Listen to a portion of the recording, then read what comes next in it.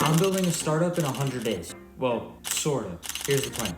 Essentially, what my friend and I are trying to do is build a company like Vercel. If you aren't familiar with them, they're a company that maintains Next.js, a popular JavaScript framework, and provide hosting along with an array of other tools for developers. Basically, our plan is to build a JavaScript framework called SpringyJS, which is really going to fix all the problems we have as developers with current frameworks like React and Svelte. And hopefully, if people use the framework, we'll be able to upsell them to other paid services in the future. What those services are, I'll cover in a second. But as far as info about the company, it's gonna be called SpringyLabs. We have a website live that you can view and also social media accounts as well. Basically, we're trying to become the one-stop shop for web developers and maybe even extend to other areas of software development in the future.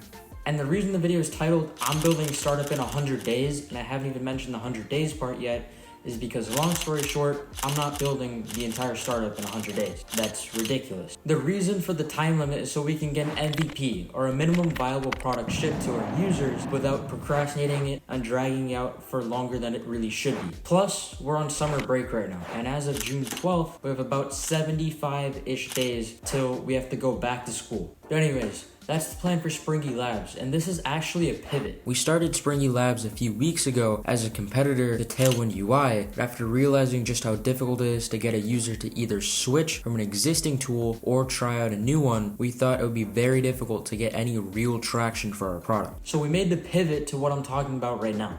And as far as those services I talked about earlier in the video, those include a developer-specific project management service, sort of like Vercel combined with Slack combined with ClickUp. We also have a UI kit that would be built on top of SpringyJS, and a CMS system powered by GitHub. And we might introduce an analytics package like Google Analytics. Finally, we might introduce something called Springy Lite, a starter kit for building full-stack web apps with SpringyJS that bundles in the analytics package and the CMS system from the start and would be built on top of Springy UI. But that's all I got for you today. I'll be making short-form content pretty regularly on updating you on how a startup's going, what progress we've made, and just updates in general, and long-form content here and there about the startup as well. So see ya.